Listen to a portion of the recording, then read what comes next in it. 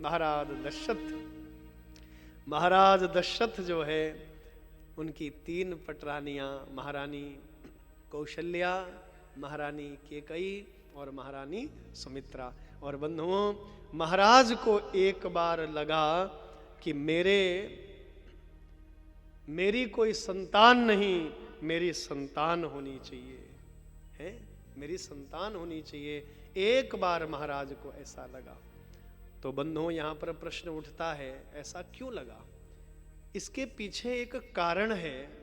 बंधुओं, महाराज दशरथ जो है एक बार मृगया के लिए गए और जिस मृगी को मारना चाहते थे वो मृगी कहती है कि महाराज, जो निसंतान व्यक्ति है वो मुझे नहीं मार सकता, आप मुझे मत मारो, मैं स्वयं मर जाऊंगी, आत्महत्या कर लूंगी, पर ऐसे व्यक्ति के हाथों मैं नहीं मरना चाहती हूं जो निसंतान हो। तब महाराज को बड़ा कष्ट हुआ कि मैं निसंतान हूं।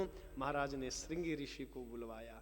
और बंधुओं, श्रृंगी ऋषि को क्यों बुलवाया? आइए, बड़ा सुंदर प्रसंग है। श्रृंगी ऋषि ते वशिष्ठ बुलावा, श्रृंगी ऋषि ते वशिष्ठ बुलावा, श्रृंगी ऋषि ते वशिष्ठ बुलावा, श्रृंगी ऋषि ते वशिष्ठ बुलावा, पुत्र काम शुभ यज्ञ करावा, पुत्र काम शुभ यज्ञ करावा, पुत्र काम शुभ यज्ञ करावा, पुत्र काम शुभ यज्ञ करावा, श्रृंगी ऋषि ते वशिष्ठ बुलावा, श्रृंगी ऋषि वशिष्ठ बुलावा। श्रृंगी ऋषि को बुलाया गया। देखिए, कई लोग प्रश्न पूछते हैं कि श्रृंगी ऋषि के पिता का नाम क्या था। कई बार लोग जिज्ञासु लोग कहते हैं।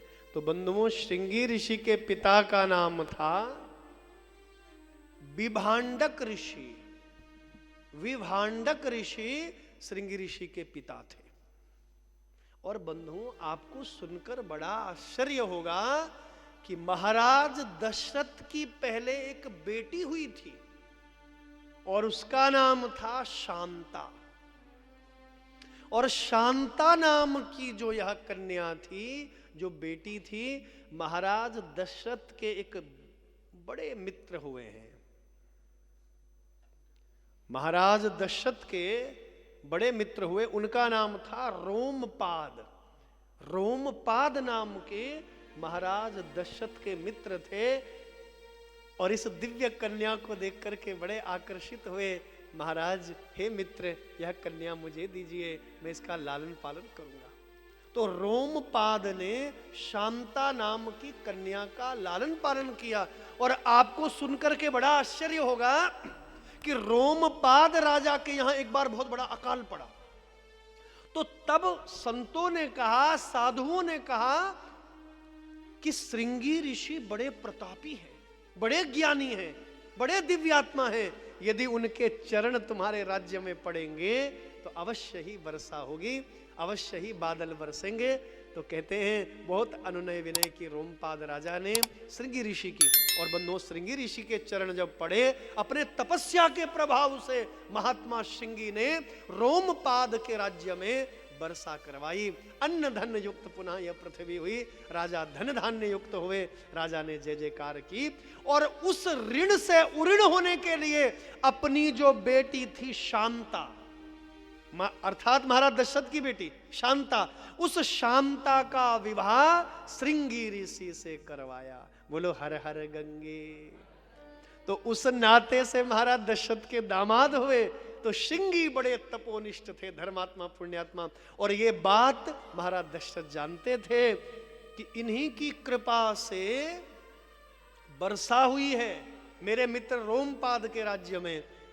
इसलिए वशिष्ठ के कहने पर उन्होंने श्रृंगी ऋषि को बुलाया। श्रृंगेरी सीते वशिष्ठ बुलावा, पुत्र काम शुभ यज्ञ करावा। पुत्र कर यज्ञ करवाया, बड़ा दिव्य यज्ञ करवाया है बंधुओं, बड़ा अद्भुत प्रसंग है बंधुओं। जो प्रसाद तैयार हुआ ना, देखो प्रसाद का वितरण कैसे हुआ, वाल्मीकि रामायण में इसका वर्णन है। वाल्मीकि रामायण के बालकांड में, बालकांड के 16वें सर्ग में, वाल्मीकि रामायण के बालकांड के 16वें सर्ग में और 27वें 28वें 29वें मंत्र में बताया गया कि प्रसाद का विभाजन कैसे हुआ।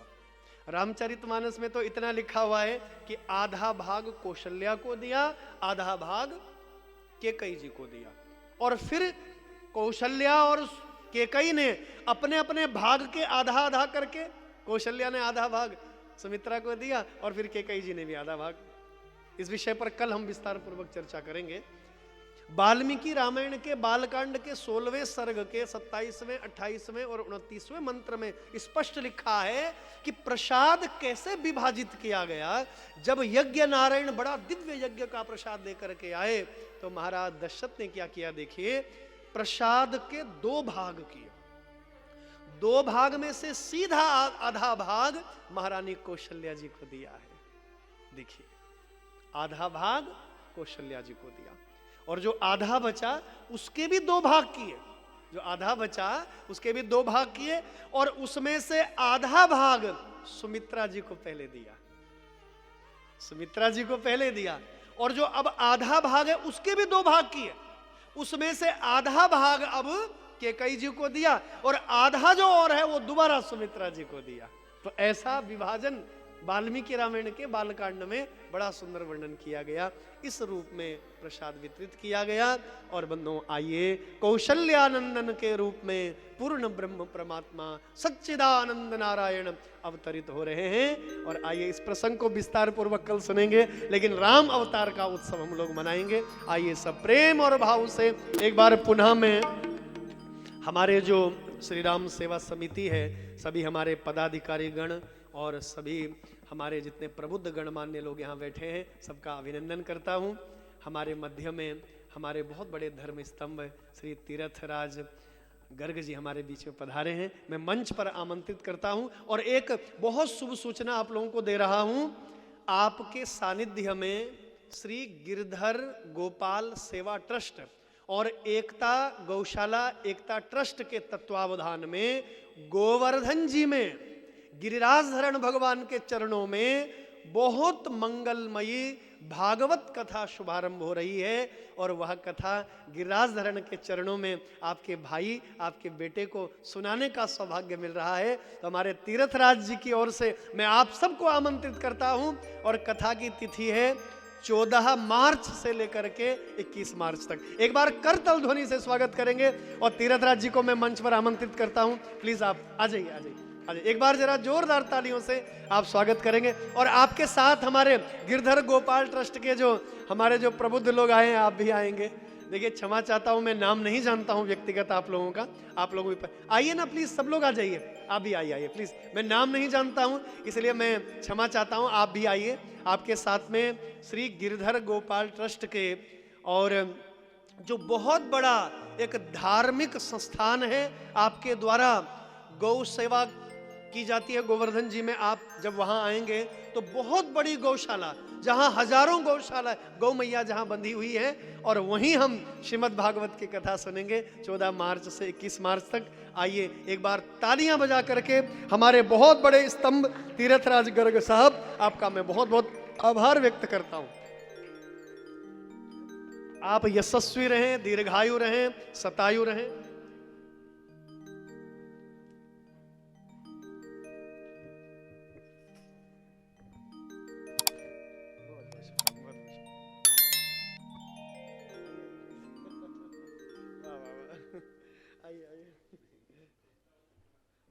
और मैं एक बात आपको कहना चाहता हूं, इस राम कथा को सुनाने का जो मुझे सौभाग्य मिला है वो हमारे तीर्थराज जी का ही प्रेम है, स्नेह है। क्योंकि हमारे नारायण दास जी के आप बहुत परम मित्र हैं, घनिष्ठ मित्र हैं, तो इन्हीं के माध्यम से आज आप लोगों के दर्शन हुए हैं। राम सेवा समिति में मुझे आने का सौभाग्य मिला और आप लोगों के दर्शन हुए। अच्छा, इस कथा के लिए हमारे परम सम्मानी श्री तीर्थराज गर्ग साहब ने 11,000 रुपए की धनराशि यहाँ दान की है। राम कथा जो सेवा समिति है, एक बार जरा जोरदार तालियों से स्वागत करेंगे। 11,000 रुपए की सेवा राशि श्री राम सेवा समिति को इस कथा के लिए अर्पित की है हमारे तीर्थराज गर्ग साहब ने। आइए, जितने भी प्रबुद्ध गणमान्य लोग यहाँ बैठे हैं, सबका अभिनंदन, सबका वंदन, सबका स्वागत। आइए, भजन का आनंद लेते हुए हम लोग मीठी मीठी ताली बजाते हुए राम उत्सव को मनाएंगे और कल विस्तार पूर्वक इस कथा को सुनेंगे। बोले रामचंद्र भगवान की।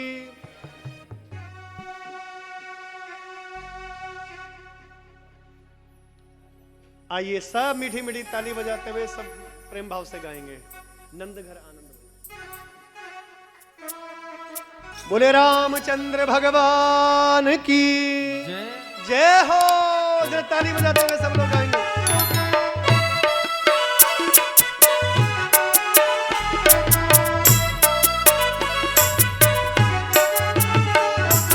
अवध में आनंद भयो जय रघुनंद लाल की। अवध में आनंद भयो जय रघुलाल की। अवध में आनंद भयो जय रघुवर लाल की। अवध में आनंद, ताली बजाइए, रघुवर लाल की। जय रघुवर लाल की, जय रघुवर लाल की, जय रघुवर लाल की, जय रघुवर लाल की। जय रघुवर लाल की, जय रघुवर लाल की, जय रघुवर लाल की, जय रघुवर लाल की। अवध में आनंद भयो जय रघुवर लाल की। अवध में आनंद, जय हो, जय रघुवर लाल की। अवध में आनंद भयो जय रघुवर लाल की। अवध में आनंद भयो जय रघुवर लाल की। ताली बजाते हुए जय हो।